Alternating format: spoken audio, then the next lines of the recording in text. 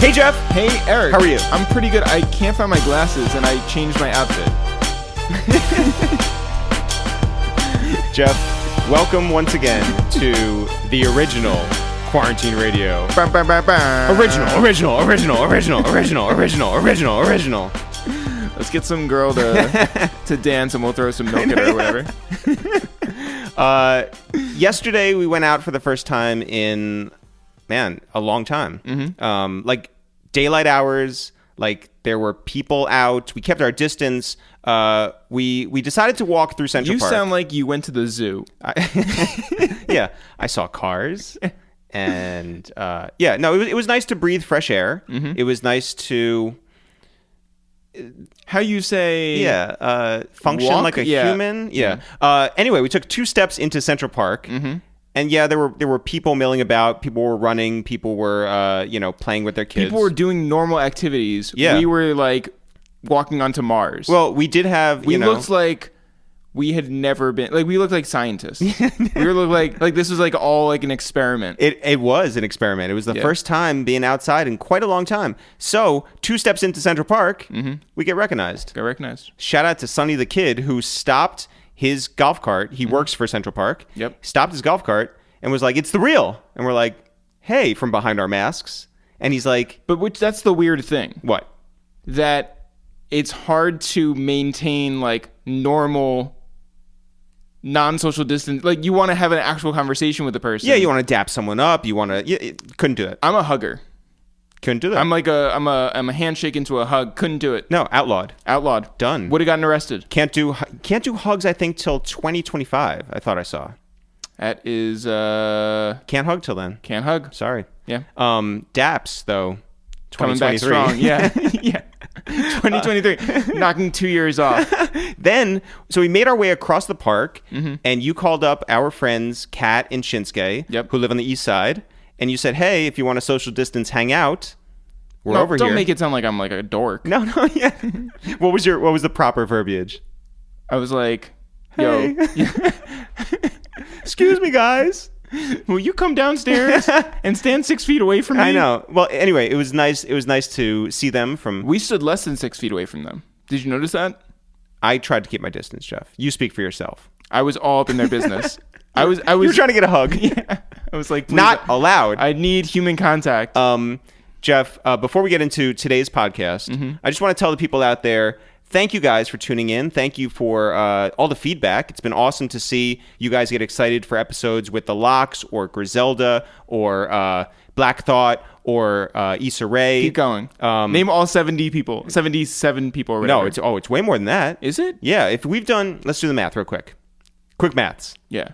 If we've done 28 episodes at this point, and you times that by 3, yeah, you say times that like you're like in elementary school. It's 84.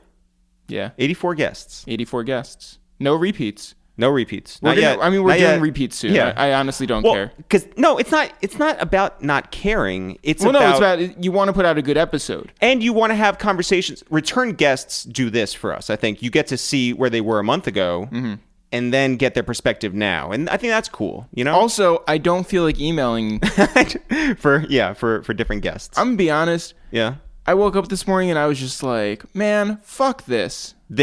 Like everything. Oh. I was, like, I feel out of touch with what America's going through, and I'm just like smiling and yucking it up with different celebrities. I'm just like, who cares? But then I'm also just like, this brings happiness to people's lives, and maybe that's what matters. So that's how I'm choosing to look at it. Like, what we're doing here provides someone out there, and people have told us, Jeff. Yeah. People have emailed, people have messaged us, people have tweeted at us that this does something and gets them through their day. Yeah. But that also, I do feel insane. Yeah. That is true. So I get that. Yeah. But, also, a side effect to all this thing is to give us some structure in our day. At least we get to talk to people outside, through the phone. At least we get some sort of like work done. Imagine if we were doing 1 podcast a week like we used to do. Oh, no. It's not even that. It's like, even if I was to talk to like nurses or like somebody who like was making ends meet. Yeah. However it was. Agreed. So it would still make me feel terrible. So I don't know that talking to people who are like really going through it would make me feel any better, but it's just like. And for the record, we've tried to reach out to people and get them on the podcast who have been going through different circumstances. Yeah. People who have had it, people who are working through it, people who are working in situations like that. It's not always easy to get them to commit to doing this. Well, in any event. Yeah. Not to bring down the entire mood. Today on the podcast. Oh, no. So I did want to mention, thank you to everybody who's really fucking with what we're doing. Yep. Thank you, Jeff. Thank me, Eric. And if you guys really want to be a part of this, if you feel like we're doing something good, we're a month in. Mm-hmm. There will be some more of this. Yeah. We have a stay-at-home thing until at least May 15th. It's going to go longer. We're going to do this as long as it takes. Yeah. We've made that commitment. If you want to make a commitment to us, the easiest way to do that and the most effective way to do that is to go to patreon.com/itsthereal. Yeah. We're putting daily content out anyway, and then we're going to put some extra content out on Patreon. Yeah. And what that means is you go there and you can commit a certain amount of money that rolls over every month. It could be $2 a month. It could be $3 a month. There are a lot of people who have done that. There's a lot of people who have done $10 a month and even more. But any little bit counts. It helps us create. It helps us help you guys. That's what we're doing here. Yeah. And today on the podcast, Jeff. Today on the podcast is Chuck Inglish. Chuck Inglish from the Cool Kids, a legendary, just visionary and excellent producer and just all around great dude. But also just like such good conversation. This is a really good conversation. Yeah, like I think that Eric and I committed a long time ago to we don't want bad conversations. No. Like that's the point. Yeah. That is the point. We don't want to have repeat conversations too much. You don't want to have boring conversations. We're trying, pardon the pun, not to waste your time. There you go. And not waste ours. Yeah. Jeff, then on the podcast, Naomi Zeichner. Naomi Zeichner, one of our closest friends, another visionary and a true genius mind. She works at YouTube right now, which is a very important place for all of us, certainly in this household. And I think for the greater world, especially as we transition into less live events, we talk about that. And then, Jeff? Then we talked to Asher Roth, who's got a new project coming out on April 23rd. Shout out to Asher Roth, who reached out because he saw that we were doing something and wanted to be a part of it. And he is doing really great things, staying creative in this time, which is difficult, Yeah. Also, a lot of people, like we've spoken to, can delay their projects, can decide not to put it out now. He is going through with it. He is doubling down and putting his art out there, and he has something to say. Shout out to Asher Roth. Jeff, now let's call out to Los Angeles. Yep. Our friend, Chuck English. Yo. Chuck! What up? What's happening? What's the deal? Yo. What's the deal? Chuck, listen, man, you're in Los Angeles. These are weird times everywhere, but how about like what the streets look like outside where you are? In my neighborhood, I would say people are pretty smart. There isn't a lot of cars. You'll catch some jogging, but it's been pretty light as far as activity, given that I'm in like one of the bigger traffic areas in LA. So if you go outside and you want to go like get groceries for the week, how far does that take you and how do you get there? Luckily for me, I got a grocery store next door to my house. Oh, super dope.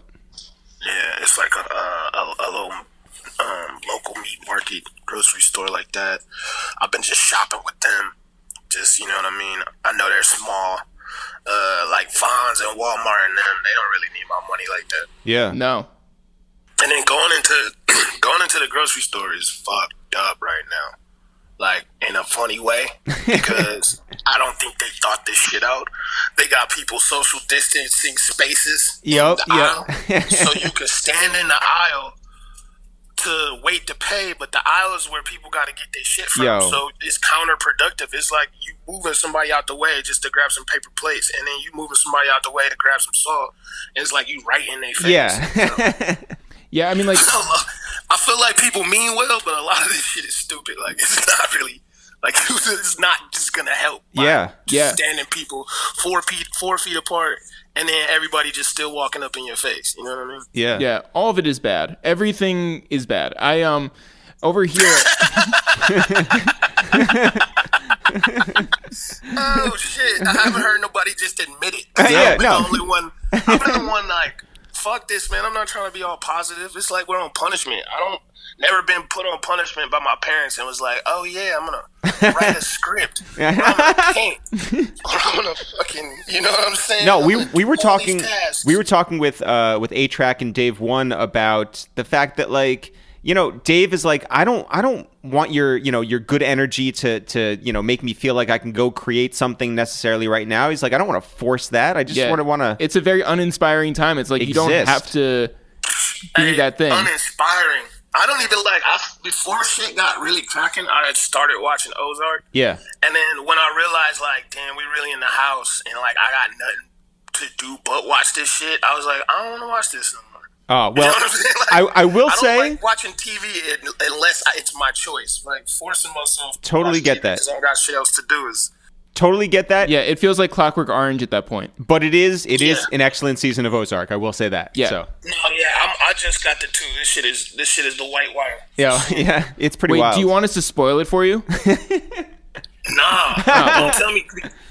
Because this shit is so unpredictable that I'm like, all right, yeah, don't tell me shit. I don't want to hear nothing because every single time I watch it, I'm like, no, the fuck they didn't. And it's just a great show. I've been watching. I'm just watching music YouTube documentaries. Like what? What's the? Hold on 1 second. Let me look up the title. Yeah. Because this is a really good one. I don't mind sharing. I swear to God, if you end up saying that, like, you're just watching this music documentary called Ozark, I'm going to be super pissed. No, it's called Big Fun in the Big Town. It's a Dutch documentary about, like, rap in 1987. Oh, that's awesome. So wait, they came to, like, New York?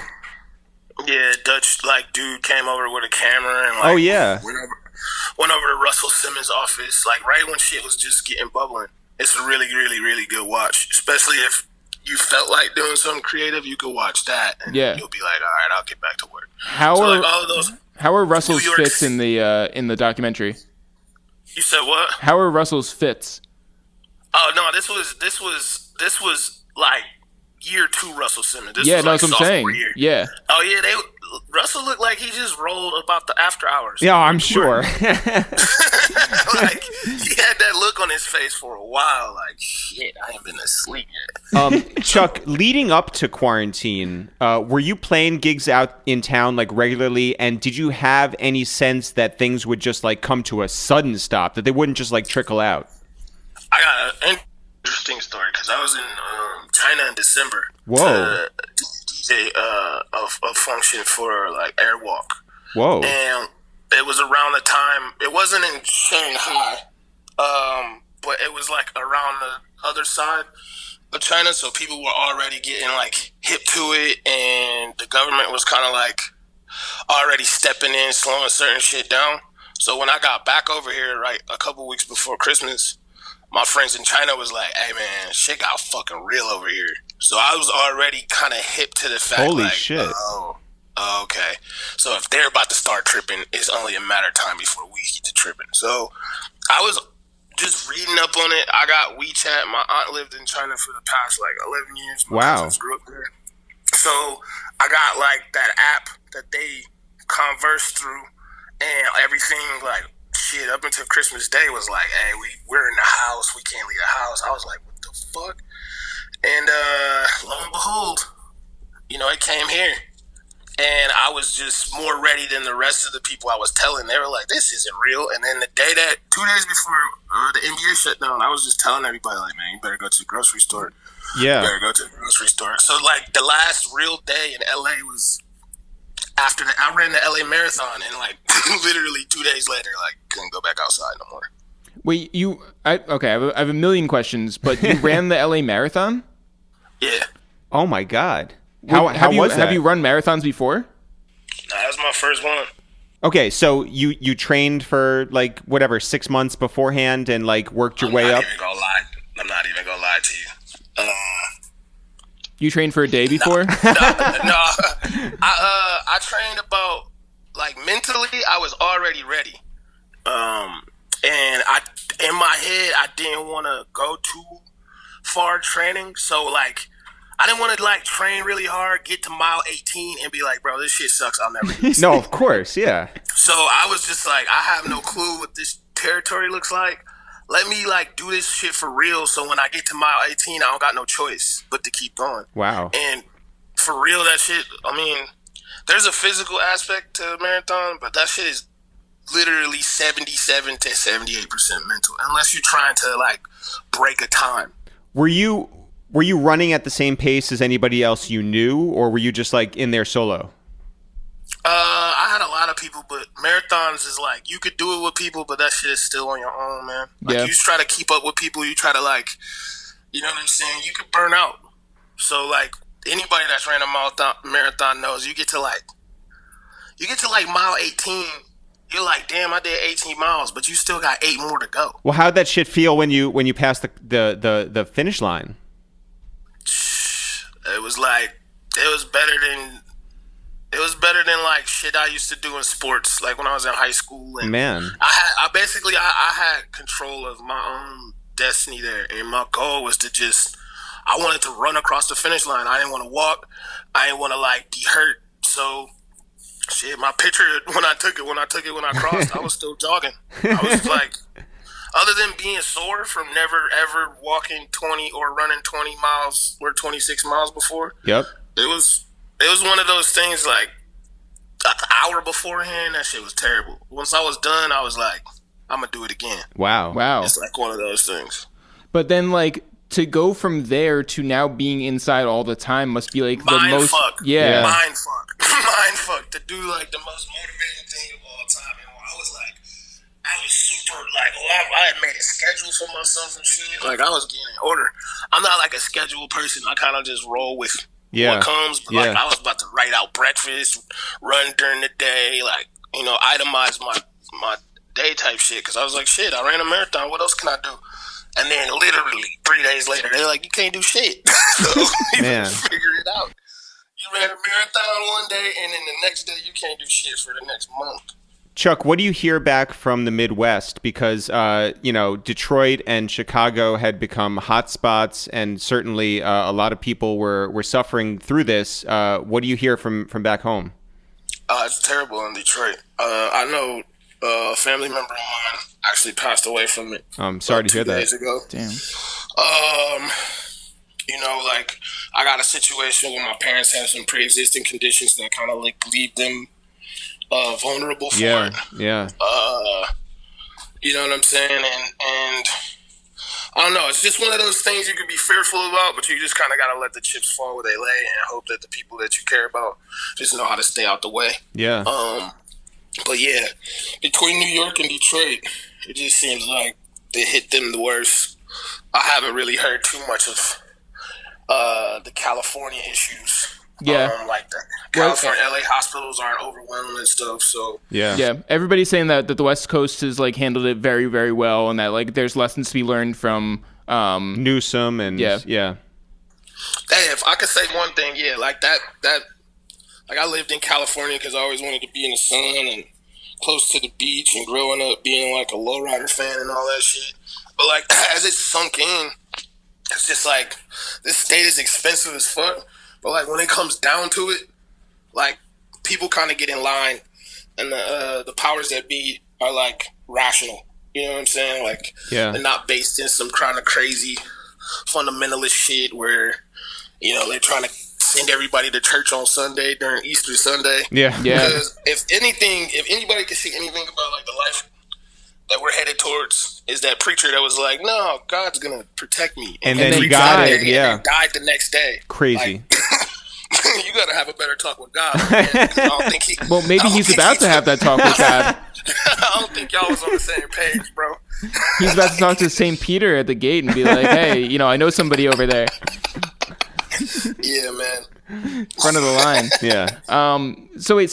How are you like still being able to structure your day the way that you wanted to? Like, are you like still waking up with like a purpose, or is it just like I wake up and I just am figuring it out? For the first 2 to 3 weeks, I was fighting air. I ain't gonna lie. I was just swinging on the air like Trey from Boys in the Hood. But now, well, see what I did. What I did fucked up was I watched all my shows, and then I made like almost 11 beats a day. And then I got to a point where I was like, I don't even want to hear So I didn't have, my activity that I usually do anymore. So I started cooking all my food. Yeah, and yeah. I was like, I'm over that too. So besides like running and like just, taking some sort of mental note that this isn't regular and I'm not tripping, and just fuck it. If I just want to sit and watch TikTok for like 2 hours, I'm gonna do that. Have you learned to do the 2C slide? Nah, I can't believe that shit, actually. and the worst part about it is the song is insanely catchy. Oh, super It's so catchy. catchy. Yeah. Super catchy. Wait. I feel like that was a scientific experiment, bro. Yeah. Well, it was created in a lab. So wait, which is more contagious, the coronavirus or Drake's song? Ouch. Yeah. They kind of go hand in hand. Yeah. Yeah. The crazy thing about having like a popular song during this time is that once we get out of this shit, people not going to associate it with a good time, so it ain't going to really rock like that. That is weird. I already know that if I step out the house and I hear the Savage Challenge, I'm about to just leave. not because I don't like that song, Yeah. but because now I've been MK Ultra'd by that song, and every time I hear it, I'm like, man, shit sucks. Yeah, but you also need to get off of TikTok. That's the real lesson No, to come from this. it's not just on TikTok. You can't do shit without seeing somebody do a Savage Challenge. It was on Twitter, it was on Instagram. I was reading some sort of like music news, and it was talking about how somebody else did the Savage Challenge again. It's just, bro, Yo, you can't escape this. Jeff, who's the girl that we were talking to Jake One about, and his daughter is like in love with this girl? Jojo Siwa. Do you know Jojo Siwa? Yes, I do. Man, apparently That shit is crazy, man. Yeah. she's a big deal. Yeah, she was just made fun of on SNL. Yeah. Look, you can't predict what these kids are gonna like. That's the ill shit about it. Like, you could kind of groom a new star, but like that shit ain't gonna work, because you'll look at somebody on YouTube and be like, why are they so big? Oh, they're just unwrapping toys? That's fucking crazy. That's fucking crazy. Chuck, have you found yourself watching more Instagram Live than maybe like actual TV? I have. I tapped into a couple Instagram lives. I think after the RZA and Primo, I was like, oh yeah, this is over with, because that was like the best one I ever seen. Yeah. It ain't gonna get no better than that. Like, I did did see this last night. Community. Yeah, go ahead. The invisible community that you could feel watching that shit, like that shit was dope. Yeah. Last you know what I'm night, saying? I saw Swiss jumped into Ninth's Instagram Live, and he was like, yo, we got to do one where you actually cook up a beat, you get some samples, you cook one up, and then he's like, we're going to get Just Blaze to cook up samples. So you guys go back and forth, you get 5 minutes apiece and cook it up, and he was like negotiating right there in the live. That's cool. Yeah. That's cool. I don't know how that's gonna flow. I know. Like, you would have to practice. Like, you would have to have your sample pick. You can't just like, Yeah. to chop a sample and make it good in 5 minutes is almost like trying to run 10 miles in 5 minutes. Like, certain shit needs pace. You know what I'm saying? But I'm interested in watching it. For sure. Yeah, I really appreciate the creativity of, like, even the fucking Demon Time or Quarantine Radio. Yeah, yeah, yeah. At least that shit was balanced. Like, if there was shit that, you know what I'm saying, that was Yeah. hella like ratchet, and then there was shit that was like hella informative. And as long as it's like having a TV, like, you could, you know what I'm saying, watch fucking Jackass, or you could watch CNN. Yeah. Yeah. So, To Chuck's point about like making a beat in 5 minutes, I feel like you'd end up with like, remember when Cassidy was like producing and everybody just like went on him, and it's like, oh, like this is all you can come up with in 5 minutes or whatever, and it's like, yeah, but it's really hard to do this in 5 minutes. Yeah. So nah, look, check it out. Even though Cassidy, took he took that one. He took that one for the team. Yep. It's nobody that ever started making beats whose shit didn't sound like that first, especially like back in the day. yeah. Now you got clips. People can use loops, all that shit. Like, Wait, so not everybody is like Ryan Leslie in that one clip, no. Like, you have to work to get to there. Yeah. You know what I'm saying? Like, that's the type of shit I do now.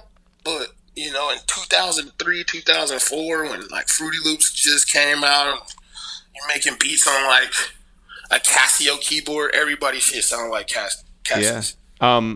Chuck, before we let you go, can you just say a few words about the unfortunate and tragic loss of China? Yeah.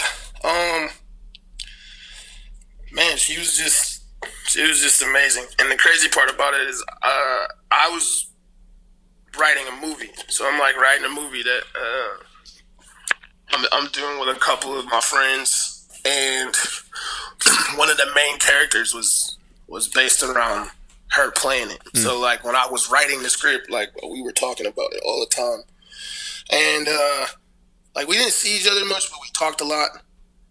And man, it's just crazy. She was just the shit. Yeah. I don't know what else much more to say, because it's like it's hard to explain something to people that didn't really know someone that well. But she just is. If you knew her, then you know exactly what I'm talking about. Yeah. The handful of times that we were around here in the city, she was always a bright light. And yeah, it's just like she got punched. Like she'll just say some shit. It'll be one sentence. You know what I'm saying? And it'll light up the room where everybody get to laughing. You know, even if she had something critical to say, something about some shit, like you could feel it. You know what I mean? And it's just the talent. The talent was like, yeah, you could try to be like her, but she was definitely a one-on-one. I mean, like, I want to know, like, what is it like to grieve in quarantine?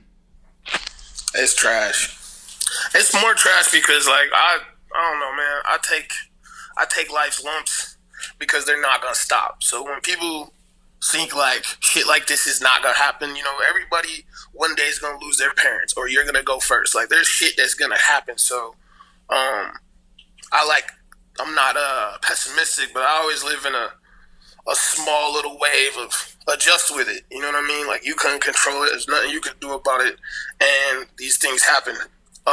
When you know that someone's untimely, like, death happens and, you know, people can't go see her, or, like, there can't be, you know, a send-off, like, that's a little bit harder. You know what I'm saying? Yeah. I think that people really, like, lack for community when you're, you know, it's a double-edged thing, right? Because I think that more people reach out when there's nobody around them in the immediacy. But I also think that it's like you need that human contact of being able to hug somebody and, like, you know, being able to, like, sort of melt in someone's arms. Yeah, you know? We have a friend.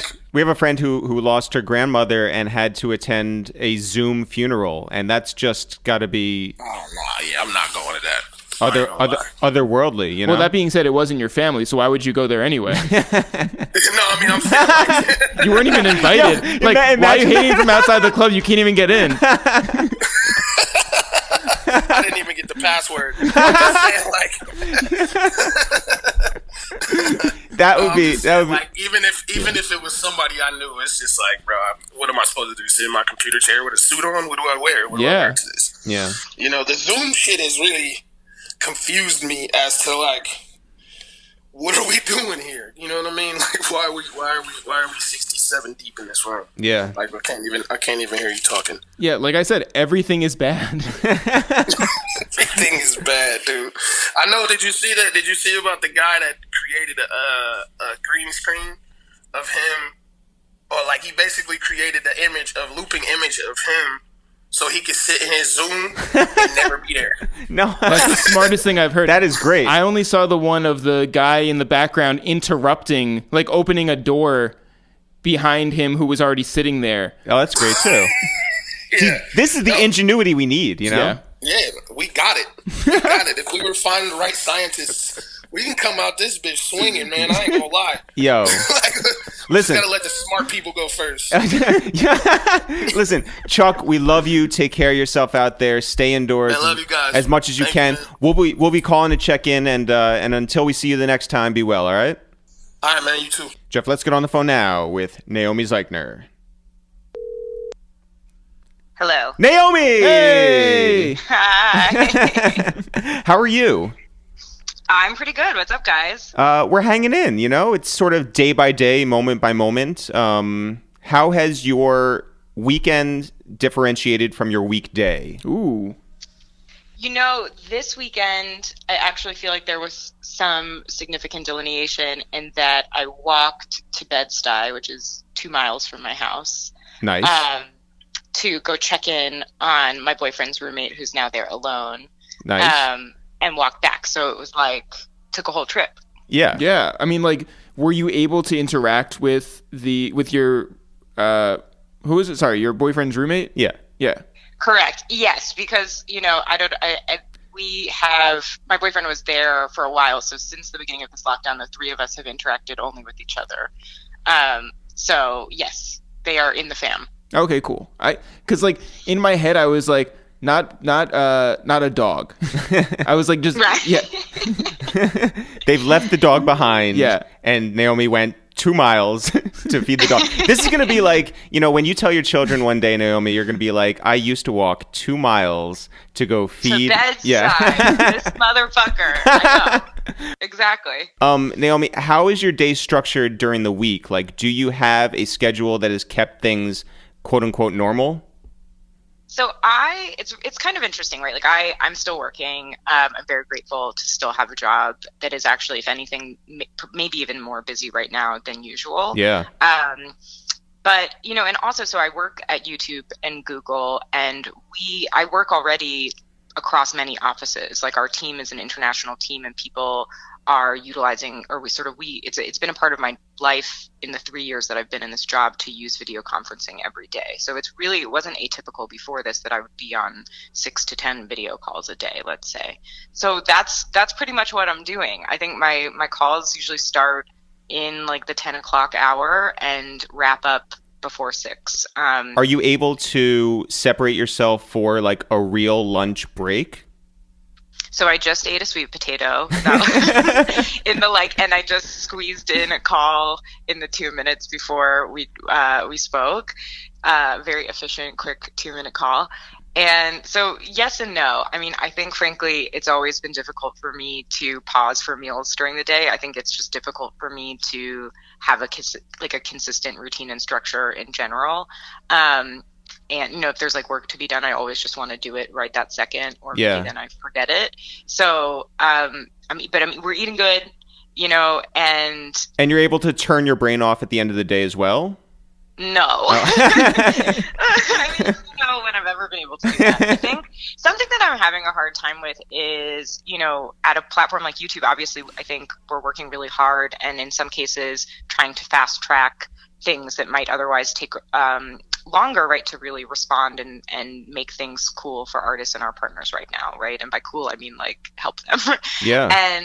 And so there's just like a lot going on at work, and I actually find that in my previous life I was a journalist and I was reading the news and reading the internet all day every day. Right now I'm not really able to do that at the same time that I work, so I find both like right when I wake up and then in the evenings and before I go to sleep that I really I want to know what's going on in the world. It's an important piece of being able to do my job well, but it takes like actual real time, right? Yeah. To spend time on social or to spend time reading the news.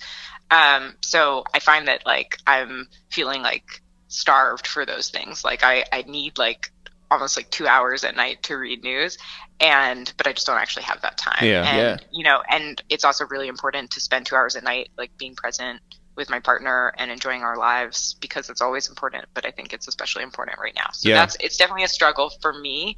When I used to work from home and was living alone, I like would often sort of like close laptop, put on podcast or something, and kind of like specifically really like listen to somebody else speak for a while. It's a little harder to do that with somebody else in the house. Yeah. Everybody's talking about how podcast listening is down. Music listening is down. Are YouTube's numbers also down, or is it just like going up because everybody is just watching like short form content? So my understanding, right, is that with music specifically, passive consumption is down, right? So every playlist on in the background of a restaurant or the radio in people's cars, podcasts people listen to on their commutes and stuff, gym playlists, like all of that is down, but that active consumption, kind of people searching for things, is actually up, right? Which is in general, I think, less of a common behavior than people think, right? So much of music listening is happening kind of passively. So that's interesting. And then I think on YouTube, we've seen like a real spike in a bunch of different specific content verticals, right? Like meditation, yoga, cooking, praying. I think people are using need YouTube now in sort of not necessarily new ways, but just have a more acute need for specific types of content than ever.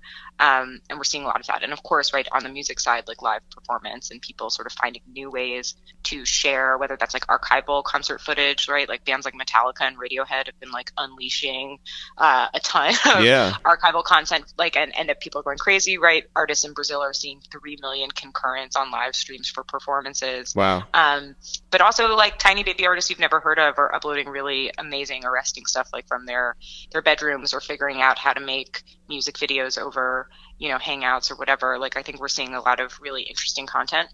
And this is what I'm talking about, that like 2 hours at night that I don't have. Like for me, like I just want to huff this shit. Like I want to understand how people are figuring out these problems so that I can try to share good ideas with other people. But it takes time, so it's hard to take it all in. Yeah, we have dedicated a half an hour every day to doing yoga with Adrian, who is huge on YouTube. Yeah, and it's yoga with Adrian. It's been fantastic, and shout out to Adrian and everybody who I hope she sponsors us, and millions of people who are doing it as well. Yeah. Naomi, we've known you for a long time, and a lot of our favorite interactions have been in the live music space. You know, we've been to festivals together, we've been to concerts together. Knowing now that a lot of venues are afraid to, you know, take on liability for what may be a year and a half moving forward now, and certainly festivals are not going to happen, and live performances are, like you said, changing to more of the digital space. What are you going to miss most about the festivals and the live performance area? I mean, I think on the first thing that just like breaks my heart and makes me feel so crushed, right, is what is that experience just for the artist, right? It's the foundation of their revenue. So when you think about, you know, I think about artists as humans, right? And like it's they're losing a significant portion of their job, no matter how amazing they're still doing it, creating content and creating music. So that breaks my heart. And I think, right, what touring is for so many artists is a way to grow, right? They sort of also for their songs to grow, to really like get feedback and understand what their fans need and build that relationship and like grow as an artist. So I miss like seeing that happen and people doing that and getting to see people's new visuals or how they perform a song or how their stage banter is going at that point. Like that's what I like going to concerts to see, to just sort of learn about where an artist is at. But I think also, right, like you're saying, I you know, one of the ways I got to know you guys was bumping into you at various things in New York, and whether that was like a listening session or a live show or whatever. And I think the music industry is so based on relationships and networking, and that's how you meet new people.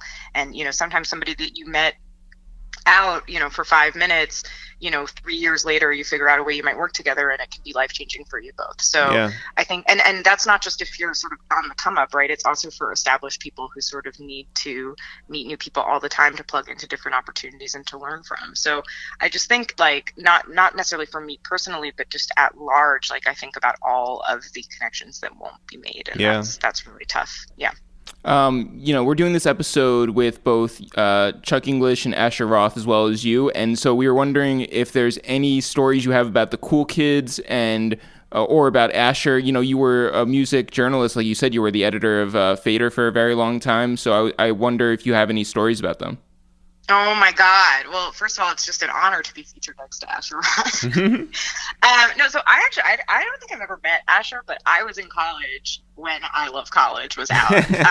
So I feel like we're like a part of the same sort of like rock layer of the internet.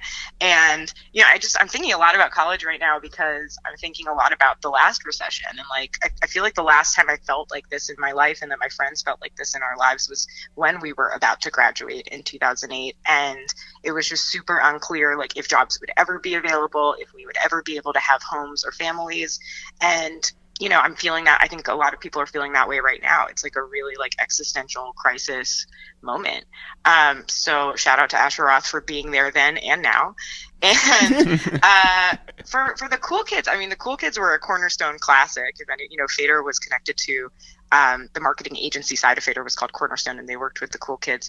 But one time when I worked at BuzzFeed in 2014, when I was at BuzzFeed, I was like, okay, they want me to do lists. I want to interview rappers. Let's do lists, but they're just like the content of them is just told by artists. So I did a list with Sir Michael Rocks about exotic animals that he liked.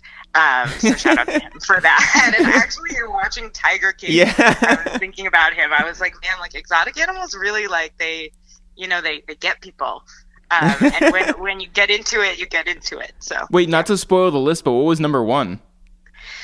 I don't remember. I feel like it was all little stuff, like flying squirrels was like the vibe. And I forget exactly. It wasn't like these are my favorite. It was like things you need to know about. I don't really remember. Yeah. Naomi, are you somebody who falls into, watching something like the Tiger King because it is the center of conversation? Or are you just like perusing, Netflix and it sort of like ends up right on your screen? I wanna enjoy myself and like have time where I'm not thinking really actively, just like everybody else. But I actually find so that's what I'm trying to do when I'm watching stuff. But I've found that like even Tiger King, I actually I didn't finish it. Like I've been having a hard time enjoying binging shows right now, and for whatever reason, it's weird, right? Because we all have like I guess more time than usual, but it just feels like actually like there's so many new things to worry about, and like getting food into my house is a much more laborious and like taking up more space than it ever has. And so I'm like, I don't know, for whatever reason, I'm just not like, I haven't had a Saturday where I'm spending 5 hours watching something. But I have been with the show that's really been like what I've been watching the most is old episodes of Top Chef. Which is weird. And I mean, I've always liked that show. And actually, I was on a Zoom birthday where somebody else said that they were watching Top Chef. And I was like, bet. And I've been watching tons of Top Chef.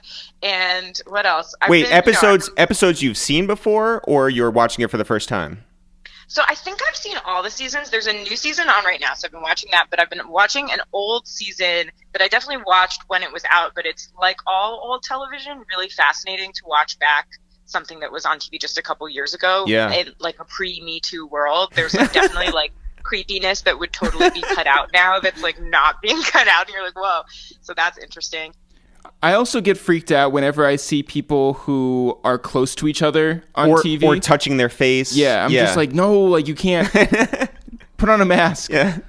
One of the early, or like the last debate that Bernie and Biden did, which was sort of, I had already been in my house for like a week or two, where they were asked about COVID. Like Biden was like, just don't touch my face. I'm like, while answering the question, was touching his face. I was just like, it's hard. And obviously being on all these video calls, people touch their faces. Yeah. People do. Have you been ordering anything on Amazon? Have you been waiting for anything on Amazon? I try to avoid ordering things on Amazon in general, to be totally honest. Like, shop local. Also, like, I don't believe in abuse. Like, well, I don't, man, I should fall back for a second, but I don't. But also agree. I agree, Naomi. I would love them to treat their workers better. Yes. Yeah. Especially at this time, and salute to every Amazon worker. But yeah, no, I in general also, and it's not even like a political, like ethical thing, but I just really prefer to buy the shit I need. It's just like, I feel like we live in New York. I try to like live within my means, and I just prefer to touch something before I buy it. That's a sickness that I have. So we have been ordering, though my boyfriend eats like a lot more protein than I do. Mm-hmm. So he is ordering meat off Mercado from like a halal butcher in South Brooklyn. So we've been doing that. I think now is a good time to team up with people on buying anything, right? And trying to kind of like just minimize how many people need to move around for any reason. You've also become an aunt recently, and you have not been able to visit said child. Yeah, see. Correct. Yeah. So that's gotta be weird. It's super weird. I feel very blessed in this last year of my life. I have 3 babies that have entered my life in this season.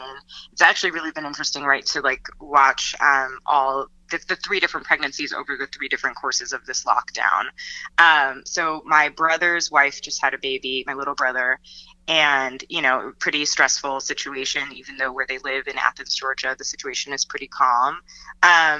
and the baby's name is Yossi. It's very cute. But yeah, my dad, my parents are in their 60s, 70s, and it's been difficult to try to keep them in the house. And my dad they did a bris, but now the word has come down from the pediatrician that my parents cannot touch the baby. And I'm trying to also just get my parents to stop going to my little brother's house in general.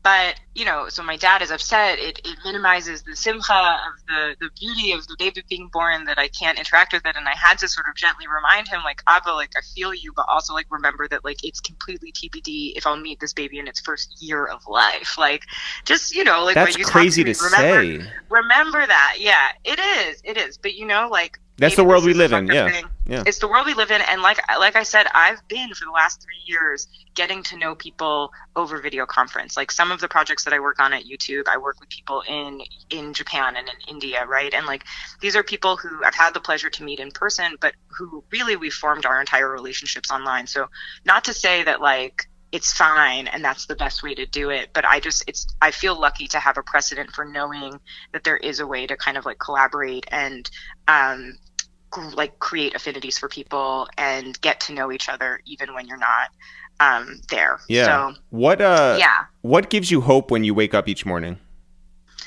Oh man. Yeah, what a light question from Eric. This is a confusing time, right? I'll say this. At the beginning of this year, I was lucky enough to take a bit of time off work and felt like, I had some space to really think about where I wanted this year to go.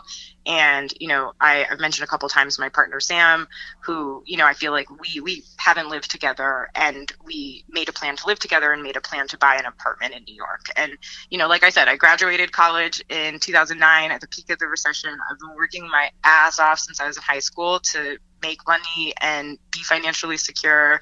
And so I was like really excited to, kind of just like begin, like take all that time and all that work and begin this new chapter where we would live together and we could have our own home in New York City. So I actually I've been in the process of buying an apartment this year. And obviously that process is like a whole different ride now. Yeah. But we are moving in June. Oh my God.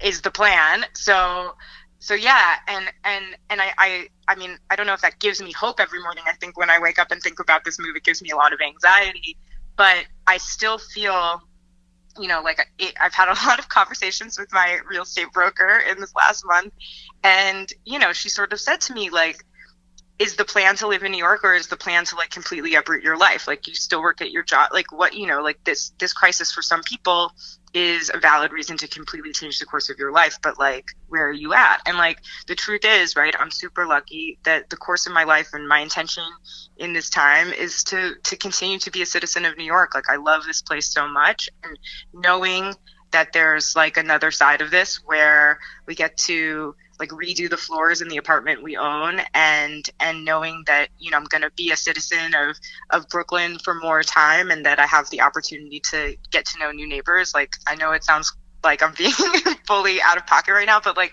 it makes me feel good. And that's what I've been working for, that's the intention. Yeah. Justin Bieber. So yeah, like that's beautiful. That's where I'm headed. That's what I'm pushing towards right now. Naomi, we love you. Take care of yourself. Take care of Sam and Sam's roommate. And Sam's roommate. Yeah, shout out to Angela. Naomi, take care of yourself. Stay healthy. Stay inside as much as you can, and we'll be checking in. All right. Love you guys. Bye. All right, bye. Jeff, let's get on the phone now with Asher Roth. Hello. Asher! What up? Gentlemen. What's happening? How goes it?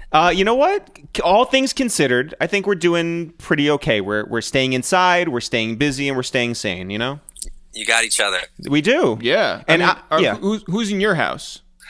Well, my lady's here now. Shout out to her. Yeah. Yeah, Megan's here. And, I kind of live in not so much a commune, but like the place that I live in has 3 apartments. So, and it's like an old building, so we pretty much all live together. So there's trust, though. There's trust, so I can't be mad. Are you doing a lot of cooking these days? I am. I'm doing actually more dishes. Okay. I'm more on the dishes side. You're a team player. I get it. Yeah. You know, that's just kind of how it goes. So I do the dishes, but Megan's been holding it down. A lot of nachos. A lot of like chicken wings. The good news is I live down the street from a grocery store. That is so really good news.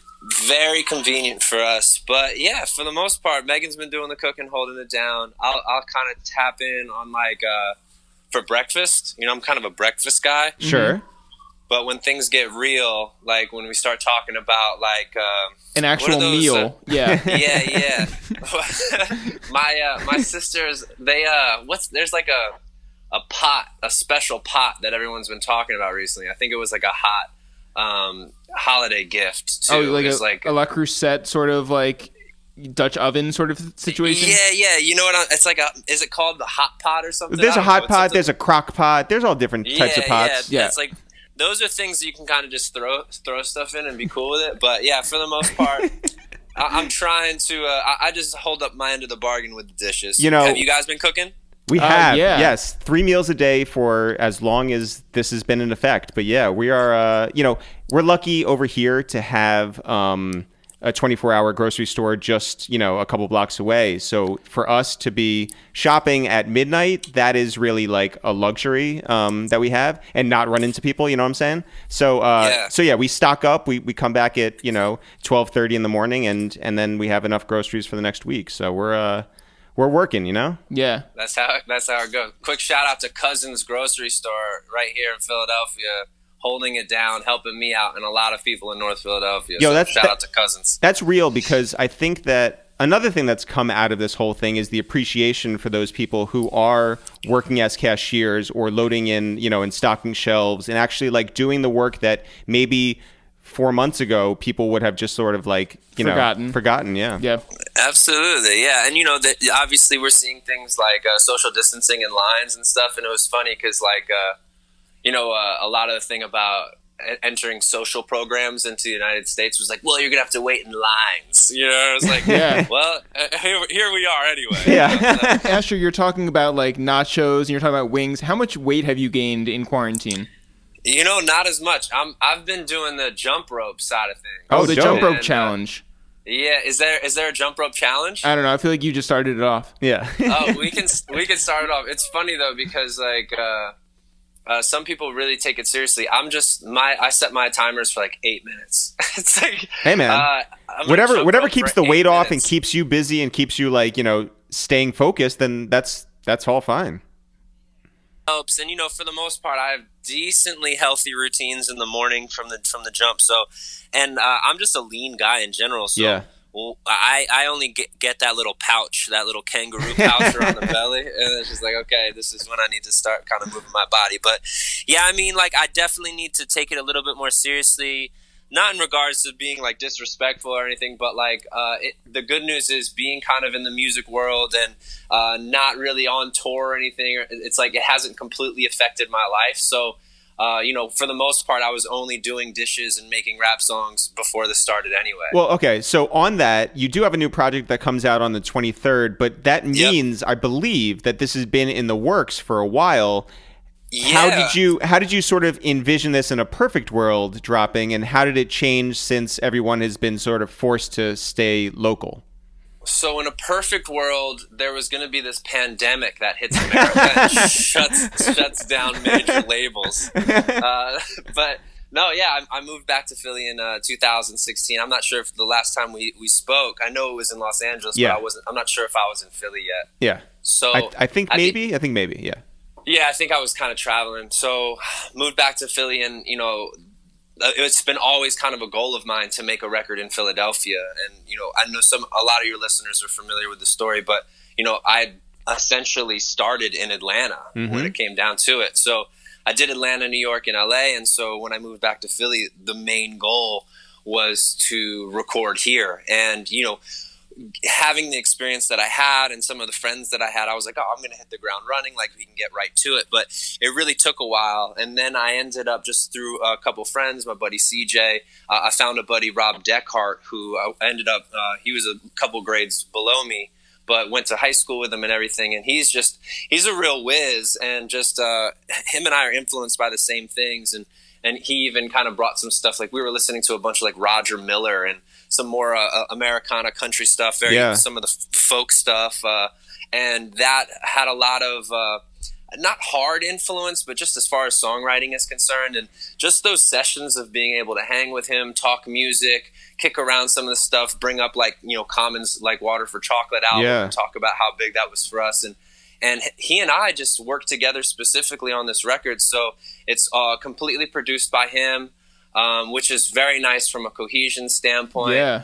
And dude, it's just like it's something I'm pretty excited about. But again, those sessions were so, you know, they're in basically the forests of Fairless Hills, and maybe sometimes people would bop in on us, but for the most part, it was just him and myself. So again, not much has totally changed. I think that a ton of our audience grew up in the blog era, and on this episode, by the way, in addition to you, is Chuck Inglish of the Cool Kids, and I think that people, hold that era and that time very close to their heart, whether they were making the music, whether they were hosting the websites, or if they were in the comment section. What did the blogs and that blog era mean to you? Wow, what did the blog era mean to me? So for me, it's like, what's strange about it, and even getting to where I am now, is like, we didn't even realize what was going on then. It was just happening, right? And so a lot of people kind of talk about, you know, what would you have done differently? And even to certain respects, I'll watch old shows and I'm just like up there screaming with like, you know, just like terrible performances. And there's a beauty in that because we didn't even know. And I think now that we've gotten so far down the path of the internet, and this isn't always the case, but for someone like myself, I might be more reluctant to share some things. Whereas during the blog era, you know, putting out music that when you re-listen to it, it's like terribly mixed.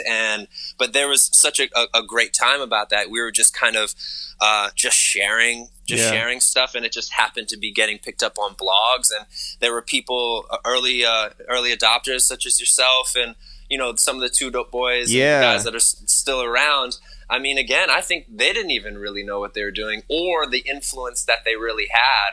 And I think sometimes when you get privy to actually what's happening, it might impact your behavior. So for me, I'm just trying to get back to that kind of blog era mentality of just like, let's just do it. Let's just kind of go for it. And, you know, Chuck's kind of the same way where, and maybe this quarantine's getting people back to it of just kind of creating and not overthinking. And obviously there's a fine line between kind of oversharing. Yeah. But yeah, man, it's just, that was such a cool time, like this pioneering time. And I think that we're entering into a new one where hopefully there's some really cool innovation happening. Like I'm really looking at ways to, given the fact that I'm not being shut down and I don't have to ask for a bunch of permission from major labels or things, I can kind of move forward on April 23rd with a record. I think that's the best. Absolutely. But then we typically promote it via tour. And so now I've got to explore a nice little digital tour. And we've really been having some fun and really interesting conversations recently on how to make that a reality. So I hope, just like the blog era, some real innovation and some cool stuff comes out of this time. Yeah, I think the most like innovative stuff comes when your back is against the wall and like you have no like actual money coming in. There's just like all you have is your imagination. And so I think that it's going to be interesting to see like how when you take away the idea of hanging out with people, or you take away the idea of being able to go outside, like very basic things. It's just like, okay, well, how do you work around that? Like, you know, and you end up with sort of like one of those not Top Chef, or maybe like Project Runway sort of challenges where it's like, hey, you have to make a dress out of aluminum foil and like a stapler and like, you know, a horse's head. And it's like, all right, you know. and it gets done. And it happens. Yeah. So it's I'm looking forward to it. Yeah, Asher, it's funny, just yesterday I saw that Don Cannon put up or he got tagged in a throwback and he shouted you out from your guys' days back in Atlanta. You're a Philly guy, you've spent time on the West Coast, but what did Atlanta really mean to you? Well, I think Atlanta really showed me the game and like how it works and how to work. And late night studio sessions and stuff like that. It wasn't necessarily that wasn't happening in Philadelphia, but it was just again when and where. So when I got to Atlanta, and I'm I guess probably 2021, 21, yeah, I'm just getting into it, and I'm wide eyed. So Atlanta really showed me the game, and the game within the game as well, developing relationships. I mean, that's just as important. I mean, I don't have a publicist. And what's amazing is that I can sit here and talk to you guys, and that's because there's a relationship there, Yeah. And Atlanta kind of taught me that as well. I think obviously some of the major cities, you guys have learned that in New York, that cultivating healthy relationships is probably the most important part of this game, especially when something like this happens and things get shut down and you can't just, throw a bunch of money at something and fix it. It really comes down to kind of the people and have developed these relationships with. So, I mean, that's some life shit, but that's also just, getting into Atlanta and seeing how people were operating. There's such a community down there, and that's why you've seen Atlanta be able to thrive. It's because it's people supporting people.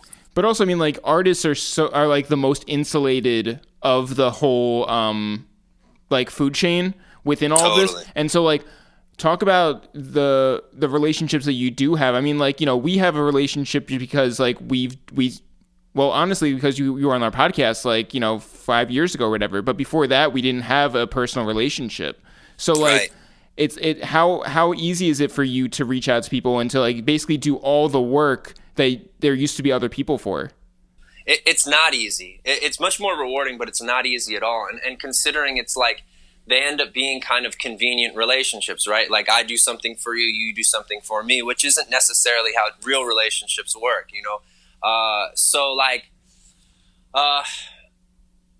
let me try to go back on the question. It's like, what's been hard for me is like kind of breaking those two things apart and being like, this is work, and just kind of having, that transactional relationship. And for the most part, I shy away from those things, and I'm not very, very good at them. So it's been really hard for me. And what's amazing is if you look at the features on my record, it's like Yachty, who shouted me out like 3 or 4 times on record. So I had to hit him up. I was like, yo, dude, like, this is amazing. Like, once I heard Cat Piss, I was like, oh, bro, like, this is amazing. Like, what's up? Yeah. It's Buddy, who I've worked with a million times. Love him, yeah.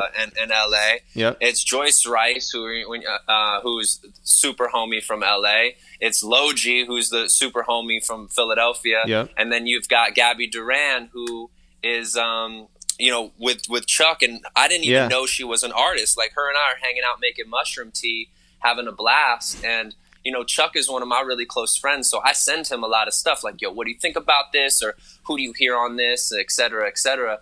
And he was like, yo, you need to put Gabby on this. And she sent her vocals back, and it was amazing. So, long-winded answer, but I really shy away from those transactional relationships of like, I only hang out with you because you do something for me. And unfortunately, that quote unquote kind of political side of things makes a lot of this stuff run. So it's been hard for me, but I think it's much more rewarding because the people in my life, like, I care about. Yeah, like there's them, you genuinely fuck with them. Yeah, I think we found this too, and it sounds like you're in this space as well, where when you do something, it's not necessarily for the money. We have this conversation. We're not getting any money off of this. You're having, your album's going to come out. That will make money, but you're not doing it just for the money. It's out of the love. It's because you care about it, because you want to put your voice out there. Same thing with what we do over here.